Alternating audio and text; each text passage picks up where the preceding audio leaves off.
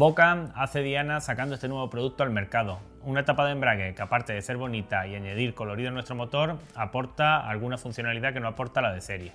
Con todos vosotros, la nueva tapa de embrague Boca CNC para Minarelli M6. Primeramente comentaros que esta tapa hace honor a su nombre. Es una tapa que está hecha totalmente en CNC, está hecha a partir de un bloque de aleación de aluminio 6082.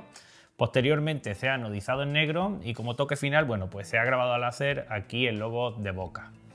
El mismo procedimiento de fabricación se ha seguido con la tapa de registro del embrague, ¿vale?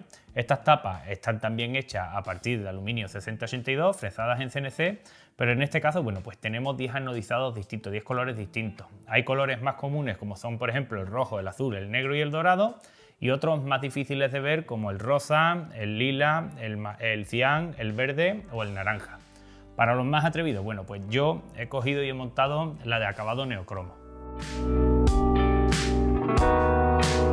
Y dejando un poco de lado el plano estético y centrándonos más en un plano funcional, la principal ventaja que tiene esta tapa con respecto a la de serie es el registro central de acceso al embrague. Podemos desmontar y montar el embrague en cuestión de minutos. De hecho, ni siquiera es necesario tirar el aceite del cárter, basta con tumbar la moto unos 45 grados. Por supuesto, esto es bastante ventajoso en el mundo de la competición. Como sabéis, muchas veces el tiempo es escaso y este tipo de operaciones es bastante laborioso. Esta tapa sí que sigue siendo compatible con el arranque a patada y con la bomba de agua de origen. También podemos montar un kit de bomba de agua eléctrica de Boca. Y de lo que sí que ha prescindido es de la bomba de aceite. Como sabéis, la bomba de aceite tiene poca aplicación en el mundo de las preparaciones y en el mundo de la competición. Tema compatibilidad.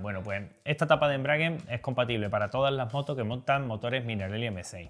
Se me viene a la cabeza, por ejemplo, Cherco, Beta, Fantic, Rieju, Bent o Valenti, o algunas otras motos más antiguas como son, por ejemplo, la Aprilia RS Culo Avispa, alguna Motor Hispania o la Yamaha DT.